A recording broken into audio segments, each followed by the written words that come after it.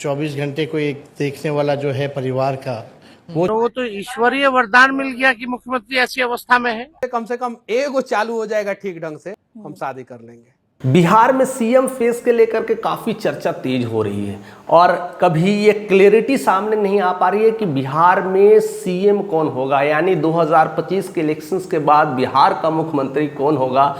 इसको लेकर के सियासत तेज होती जा रही है। हालांकि विपक्ष में जिस तरह से आरजेडी के तरफ से तेजस्वी यादव, बिहार में एक नंबर कुर्सी पर तेजस्वी प्रसाद यादव जी होंगे। का मुखौटा बिल्कुल क्लियर होते हुए दिखाई दे रहा है, एकदम बिल्कुल साफ दिखाई दे रहा है। उसी तरह से एनडीए में यह चेहरा साफ नहीं होता हुआ दिखाई दे रहा है। इसको लेकर के कई लोग कयास और प्रयास लगा रहे हैं। हर उसमें जो पांचों पार्टियां हैं अपनी अपनी पार्टी के साथ दांव खेल रहे हैं और उसमें कहीं ना कहीं चिराग पासवान को कोई आगे लेकर के बढ़ रहा है और चिराग पासवान को लोग एज ए सीएम के रूप में रिप्रेजेंटेटिव देख रहे हैं। कोई सम्राट चौधरी की बातें कर रहा है तो कोई विजय सिन्हा की बातें कर रहा है। हालांकि यह क्लियर हो चुका है कि बिहार में नीतीश अब नहीं रहेंगे, क्योंकि यह बयान अमित शाह खुद देते हैं और बार बार देते हैं। देखिए, ऐसा है कि पार्टी के पॉलिसी डिसीजन इस प्रकार के कार्यक्रम में डिक्लेयर नहीं। ऐसे में बिहार के संकट में अभी नीतीश कुमार की इमेजेस बिल्कुल अभी डाउन हो सकती है और कहीं ना कहीं उनके साथ महाराष्ट्र वाला एकनाथ शिंदे जैसा भी खेल हो सकता है। इसी को लेकर के बिहार में चर्चा तेज है कि एनडीए का सीएम का फेस कौन होगा और कौन सबसे ज़्यादा लोकप्रिय है।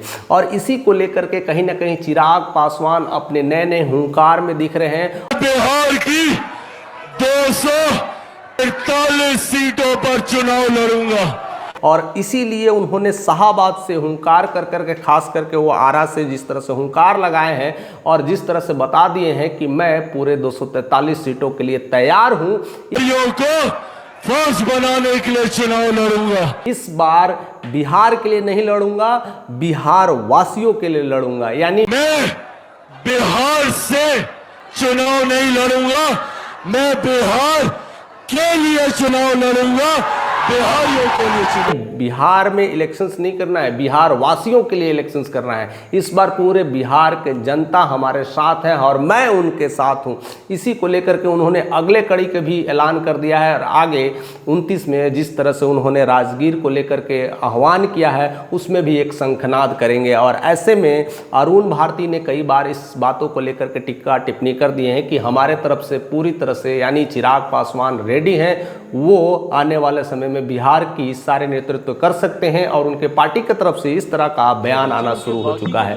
हालांकि और भी लोग, कई जो पार्टियां हैं, इस बात का उम्मीद लग रहा है कि बीजेपी कहीं ना कहीं अपने ही पार्टी के सीएम को, फेस को रिप्रेजेंट करेंगे। लेकिन बीजेपी में कोई ऐसा चेहरा बुलंद दिख नहीं रहा है, कोई ऐसा चेहरा नहीं दिख रहा है जो नीतीश को टक्कर दे के सके और नीतीश के इमेज के साथ खड़ा हो सके। और ऐसे में कोई और चेहरा नज़र नहीं आने की वजह से चिराग पासवान की लोकप्रियता तेजी से बढ़ रही है। लेकिन उसको लेकर करके एक बड़ा आंदोलन भी छिड़ रहा है कि अगर चिराग पासवान की अगर इमेजेस को लेकर के बातें चल रही है तो फिर उन्हें सीट ज़्यादा क्यों नहीं दी जा रही है। केवल 25-30 सीटों पर ही निपटाने की बात चल रही है। कभी कभी तो ऐसा लगता है कि 30 से नीचे भी दे देंगे, ऐसा षड्यंत्र किया जा रहा है। ऐसा बहुत सारे उन्होंने अंदर से जो सूत्रों से जो खबर आ रही है, ऐसा निकल के आ रहा है कि 25-30 सीटों पर ही निपटा देंगे। लेकिन जिस तरह से 50+ सीट पर जिस तरह से चिराग पासवान की मांग हो रही है, उनके पार्टी कार्यकर्ताओं की मांग हो रही है, ऐसे में राजेश वर्मा भी कई बार कह चुके हैं हमें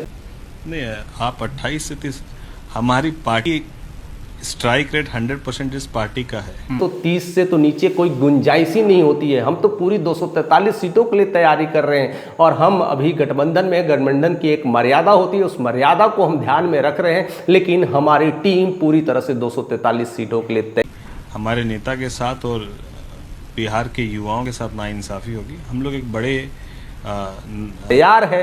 तो क्या लगता है बिहार के अगले नीतीश चिराग पासवान होंगे?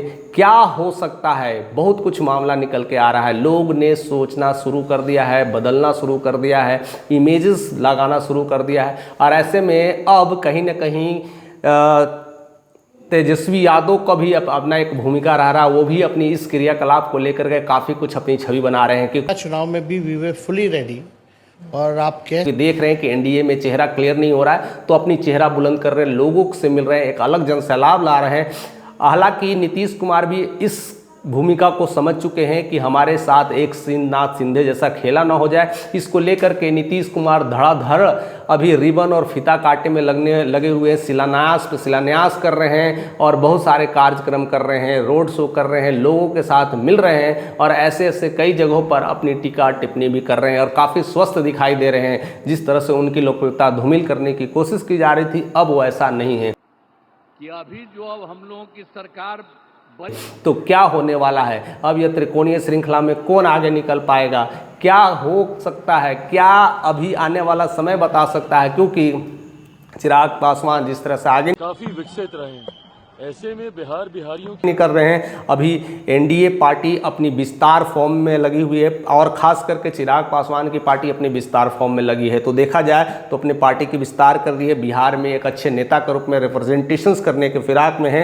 रामविलास पासवान का बेटा है, मैं टूटने वाला हूँ ना झुकने वाला। और बीजेपी में सबसे बड़ी चीज़ें हैं जो नेता की कमी है, एक लीडरशिप की कमी है जो कोई और नहीं देख पा रहा है। लोग सम्राट चौधरी में वो चेहरा नहीं देख पा रहे हैं, विजय सिन्हा में उस तरह का मुख्यमंत्री वाला छवि नहीं देख पा रहे हैं और वह छवि कहीं न कहीं युवा चेहरा चिराग पासवान में देखने को मिल रहा है। तो ऐसे में क्या हो सकता है, क्या मामला निकल के आ सकता है और किस तरह की छवि बन सकती है। अब बहुत कम समय बचा है, अब तक सीट का बंटवारा क्लियर हो जाना चाहिए और ऐसे में उसके बाद ही यह मामला और यह निष्कर्ष भी निकल जाएगा कि बिहार में एनडीए का चेहरा कौन होने वाला है। कई सारे एनालिसिस्ट जो बैठे हुए हैं वह इसी दिन का उम्मीद में है कि चिराग पासवान को कितना सीट मिले, क्या चिराग पासवान बिहार की धरती पर आएंगे, बिहार के साथ लड़ेंगे, क्या उनका कहीं ना कहीं मोह जो है कहीं ना कहीं अभी केंद्र में ही बना हुआ है। अगर नहीं तो वह केंद्र के जॉब को छोड़ करके उस पद को छोड़ करके बिहार